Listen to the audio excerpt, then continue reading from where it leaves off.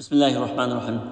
Elhamdülillahi Rabbil alemin. Vessalatu vesselamu ala eşrefil murselin. Seyyidina Muhammed ve ala alihi ve ashabihi ecma'in. Enfal suresinin 60. ayetinin tefsiri. وَأَعِدُّوا لَهُم مَّا اسْتَطَعْتُم مِّن قُوَّةٍ وَمِن رِّبَاطِ الْخَيْلِ تُرْهِبُونَ بِهِ عَدُوَّ اللَّهِ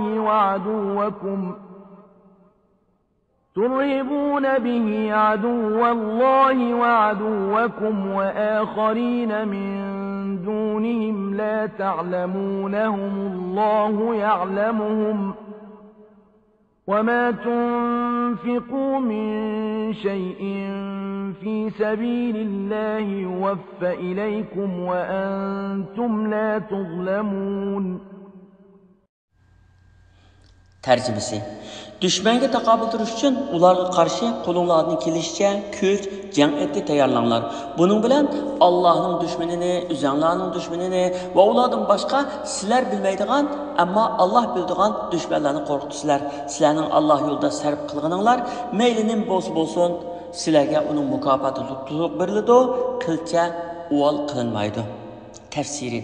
Askar davlatning kuchi, qo'llanadigan quroli, dushmanga taqobil turadigan yuzi, jazolaydigan qo'li, hushyor turadigan qalbi, yumilmaydigan ko'zi. Shuning uchun Qur'on Karim musulmonlarning harbiy kuchi tayyorlashining zarurligini ta'kidlab, buni bir qancha oyatlarda bayon qilgan. Payg'ambar sallallohu alayhi vasallamning islom askarlariga o'z zamonasining talabiga munosib shaklda to'liq ta'minot berganligi va ularni eng yaxshi ilg'or qurollar bilan qurollantirishga zo'r ahamiyat berganligi buni ochiq tushuntirib berdi. Alloh yo'lida jihad qilishga tayyorlik qilib tashkillanish Alloh taologa ishongan, uningga ishonch bilan tavakkul qilgan oliy himmatli kishilardan boshqa kishilarga ig'ir keldi. Chunki urush qilish qiyin bir masala. Ammo uni iymonning kuchi bilan yengillatgili bo'ldi. Oyat o'zining qisqagina iboralar bilan har davrga munosib keladigan harbiy tayyorlikning hamma turlariga ishorat qilishda uni qo'linglardan kelishicha kuch va jang etib tayyorlanglar degan ixcham oyat bilan ifodalagan.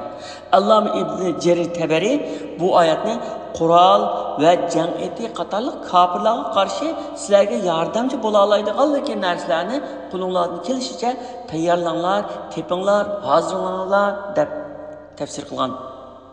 Hozirgi zaman mufassirlardan doktor Muhammad Ratib Nablusi mundaq deydi. Alloh taolo bu oyatda kuch degan so'zni nakira, ya'ni aniqsiz holda bayon qilgan bo'lib, bu ilmiy, moddiy, siyosiy, ijtimoiy va boshqa jihatlardagi barliq kuch-quvvatni ifodalaydi. Masalan, tashviqot, dushmanlarning ahvolini kuzatish, chegarani qo'g'dash, ilg'or uchur texnikasiga, urush aeroplanlariga, urush kemalariga, zamonaviy qurollarga ega bo'lish, qurol yasash texnikasi va qurol etishni o'rganish qatorliqlarning hammasi kuchdir. Shuna deymizki, oyatdagi kuch moddiy va ma'naviy har qanday kuchni, aqliy va jismoniy quvvatni ifodalaydigan so'z. Qurol kuchi, askar kuchi, bilim kuchi, fan texnika kuchi, tashviqot kuchi, iqtisod kuchi, odam kuchi qatorli kuchlarning hammasini o'z ichiga oladi. Bu yerda bunday bir savol kelishi mumkin. Payg'ambar sallallohu alayhi vasallam bu oyat to'g'riliq ala innal quvvata ar-ramy, ya'ni bilinglarki kuch o'q etishdir degan so'zni 3 qatim takrorlagan tursa, oyatdagi kuchni buncha ko'p ma'nolarda tafsir qilishning dalili qaysi? Ya'ni payg'ambar sallallohu alayhi vasallam Alloh taolaning oyatda kuch tayyorlanglar deganni, ya'ni kuch deganni kuch o'q etish deb tushuntirgan. Endi hozirgi zamonda bu o'qitishdan boshqa nurg'un narsalarni kuch deyapsizlar. Buning dalili nima deydi? Başka so'rashi mumkin. Buning javobi mundaq bo'ldi. Uning javobini Alloma ibn Jarir Tabari bergan. U mundaq degan. Agar birov oyatdagi kuchdan faqatla o'q etish maqsad qilindi desa, uni deymizki, bu hadis oyatdagi kuchdan o'q etishlar maqsad qilinganligini ifodalamaydi. Chunki o'q etish oyatdagi kuch degan so'z o'z ichiga oladigan ma'nolarning biri, ya'ni birini ifodalaydi. Hadisda kuch o'q etishdir deyilgan. Ammo kuch faqatla o'q etishdir demagan. Shunga qilish, nayza qatorliq barliq jang qurollari va kofirlarga qarshi urushda yordamchi bo'ladigan narsalarning hammasi oyatdagi kuchning jumlasidan sanaladi. Tabarining so'zi tugidi. Oyatdagi kuchdan faqat o'q etishlar ko'zda tutildi deb faraz qilingan taqdirdami, o'q etish degan so'z zamonimizda o'tmishlardagi o'qyodni atadigan o'qni emas, balki miltiq, avtomat, urush aeroplani, urush paraxotlari, tanka, raketa, bomba qatorliq dunyoda bor bo'lgan qurol turlarining hammasini ifodalagandek, mushunda qurollarga ega bo'lishga keraklik bo'ladigan aql, ilm, iqtisod, fan texnika qatorliqlarni ifodalaydi. Urushga tayyorlik ko'rish deganlik uning moddiy, ma'naviy, adabiy, idoriy, texnika va moliya taraflaridan bo'lgan hamma turini o'z ichiga oldi. Bularning hammasi sizlarning Alloh yo'lida sarf qilganinglar mayli nima bo'lsa bo'lsin sizlarga uning mukofoti to'liq berildi degan oyatda to'liq mukofot berildiganligi bilan tashabbus qilingan. Qur'on Karim bizga har turli harbiy tayyorliklarni qilishni farz qilgan.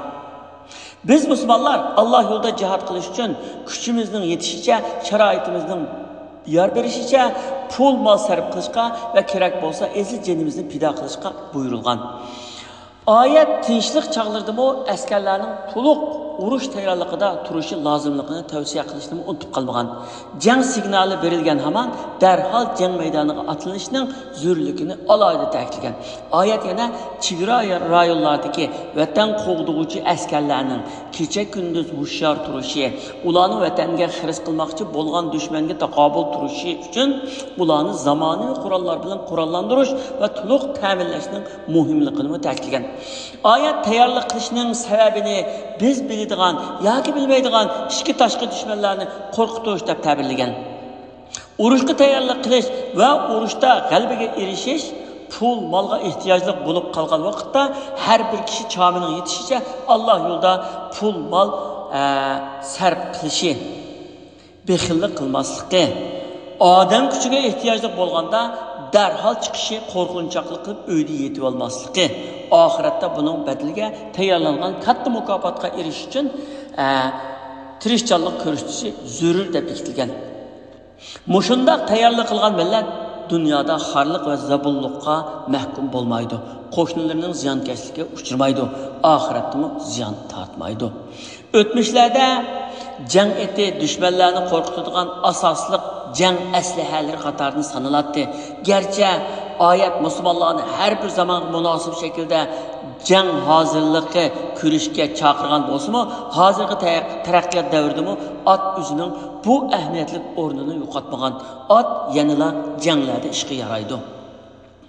Oyatning bunun bilan Allohning dushmanini, o'zinglarning dushmanini va ulardan boshqa dushmanlarni qo'rqitsizlar degan qismining ma'nosi shuki, sizlar qulinglardagi moddiy va ma'naviy kuchinglarga tayinib turib, dushmanlaringlarni sizlarga xiris qilishdan to'sa olaysizlar. Ularni vahimaga selish orqali ularning yomonligini saqlana olaysizlar. Shunga sizlarni yo'q qilmoqchi bo'lganlarga, mustamlika qilmoqchi bo'lganlarga va buzaq qilmoqchi bo'lganlarga qarshi moddiy va ma'naviy jihatdan kuchli bo'linglar. Ularni vahimaga solg'ida kuch-quvvatga ega bo'linglar. Zamonning taraqqiyotiga munosib holda zamonaviy qurol kuchiga ega bo'linglar. Shuning bilan dushmaninglarni sizlarga xiris qilishdan to'sib qola olaysizlar degan. Oyatdagi dushmanlarni qo'rqitsizlar deganing ma'nosi hargizmi jim turganlarni qo'rqitinglar deganlik emas. Balki biz yuqorida aytgandek, sizlarga xiris qilmoqchi bo'lganlarni qo'rqitsizlar. Sizlar kuchli, qudratli bo'lsanglar, sizlarga xiris qilmoqchi bo'lganlar va buzaq qilmoqchi bo'lganlar sizlarni ayminib, sizlardan qo'rqib, sizlarga cheqila olmaydi deganlikdir. Payg'ambarimiz ve İslam'ın oltun devrinde yaşayan Müslümanlar Allah Teala'nın bu ko'rsatmasining ma'nosini obdan tushungan ve to'liq amal qilgan.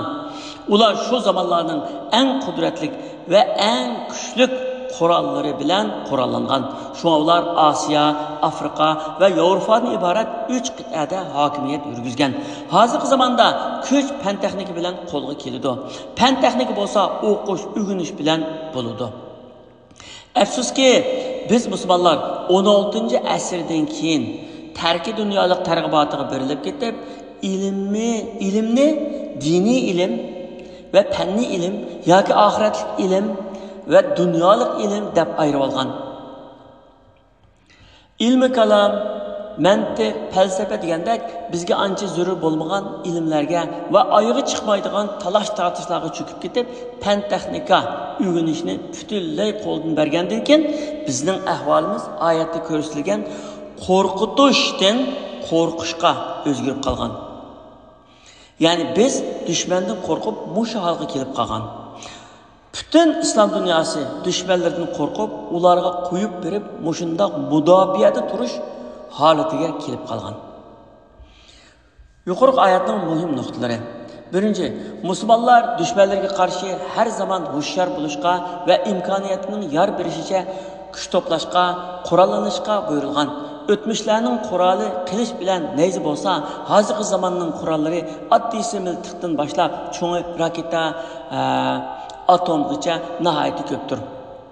Musulmonlar har zamonning sharoiti va imkoniyatiga munosib qurollanishga buyurilgan. Burunqilar ot va tugilarga minib urush qilgan bo'lsa, hozirgi zamondagi kishilar tanklar, paraxodlar, urush aeroplanlari bilan urush qilmoqda. Musulmonlarning bu texnikalarga ega bo'lishi farzdir. Tinchlik ve insanlarını tinchlik ichida yashatish islom dinining asosli g'oyasi. Urush qilish, hujum qilgan dushmanga beriladigan ibratlik darsdir. İslam dinida urush tinchlikning yo'llari butunlay etilib, urushishdan boshqa chora qolmaganda yoki dushman rasmiy besib kirganda qaror qilinadigan eng oxirgi choradir. Alloh taolaning yo'lida jihad qilish uchun pul mol sarf qilish, canını pida qilish badili hassilab beriladigan foydasi kapolat qilingan eng yaxshi tijoratdir. Alloh taolo hammamizni yaxshi ishlarga muvaffaq qilg'ay. Alloh taolo bizga mushu oyatlarni to'g'ri tushunib, amal qilish iqtidorini bergay. Amin.